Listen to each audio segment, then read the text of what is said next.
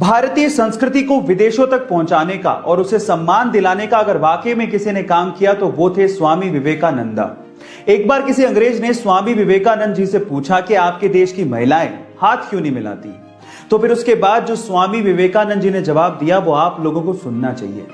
उन्होंने उस अंग्रेज से पूछा कि क्या आपके देश का कोई आम नागरिक आपके देश की महारानी से हाथ मिला सकता है। तो फिर उस अंग्रेज ने कहा नहीं, ऐसा पॉसिबल नहीं है। तो फिर स्वामी विवेकानंद जी ने पलटते हुए जवाब दिया, बस यही कारण है, हमारे देश की हर एक महिला महारानी के जैसी है और कोई आम इंसान उनसे हाथ नहीं मिला सकता।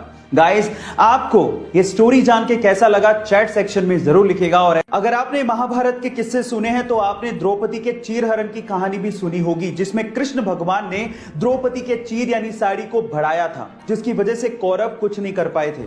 पर सवाल यह है कि कृष्ण भगवान ने ऐसा किया क्यों, तो उसके पीछे की कहानी सुनिए।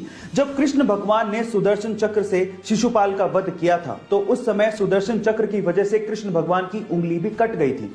तब द्रौपदी ने अपनी साड़ी का पल्लू फाड़ के कृष्ण भगवान की उंगली पे बांधा था। तब कृष्ण भगवान ने द्रौपदी से वादा किया था कि हे द्रौपदी, तुम्हारे एक एक सूत का कर्ज हम चुकाएंगे। और इसी वजह से चीरहरण के समय कृष्ण भगवान ने साड़ी को बढ़ाते चले गए।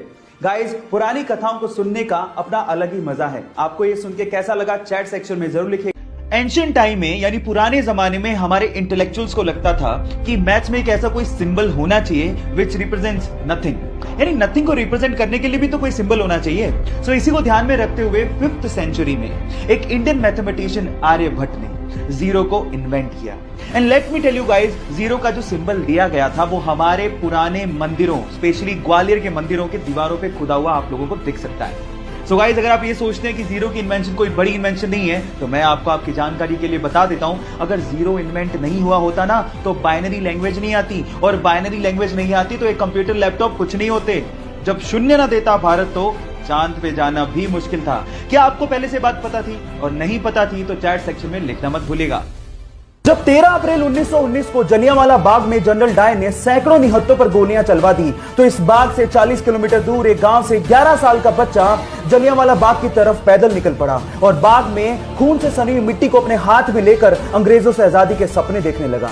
ये मिट्टी लेकर जब वो घर पहुंचा तो उसने पिताजी को कहा कि पिताजी आप कहां जा रहे हैं। तो पिताजी ने जवाब दिया कि मैं आम की गुठलियां बोऊंगा जिससे पेड़ लगेगा और बहुत सारे आम मिलेंगे। तो जानते हो उस बच्चे ने क्या कहा? उस 11 साल के बच्चे ने कहा कि मैं भी इस खेत में बंदूक बोना चाहता हूं जिससे मुझे बहुत सारी बंदूकें मिलें और मैं अपने देश को आजादी दिला सकूं। इस क्रांतिकारी विचार को रखने वाले का नाम है शहीद भगत सिंह, जो हमारे लिए, इस देश के लिए हंसते हंसते ये कहकर फांसी पर चढ़ गए, सरफरोशी की तमन्ना अब हमारे दिल में है, देखना है जोर कितना बाजुए कातिल में है, बाजुए कातिल में है।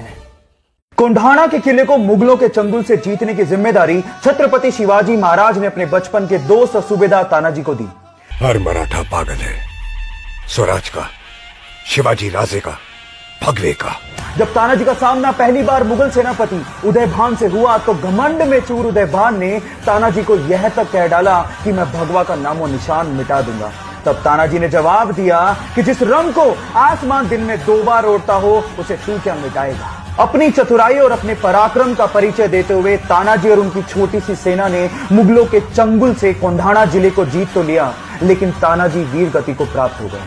तब छत्रपति शिवाजी महाराज ने कहा था, गढ़ आला पर सिंह बोला। एक बार द्रोणाचार्य अपने 5 पांडव शिष्यों के साथ जंगल से जा रहे थे। उनके साथ एक कुत्ता भी था।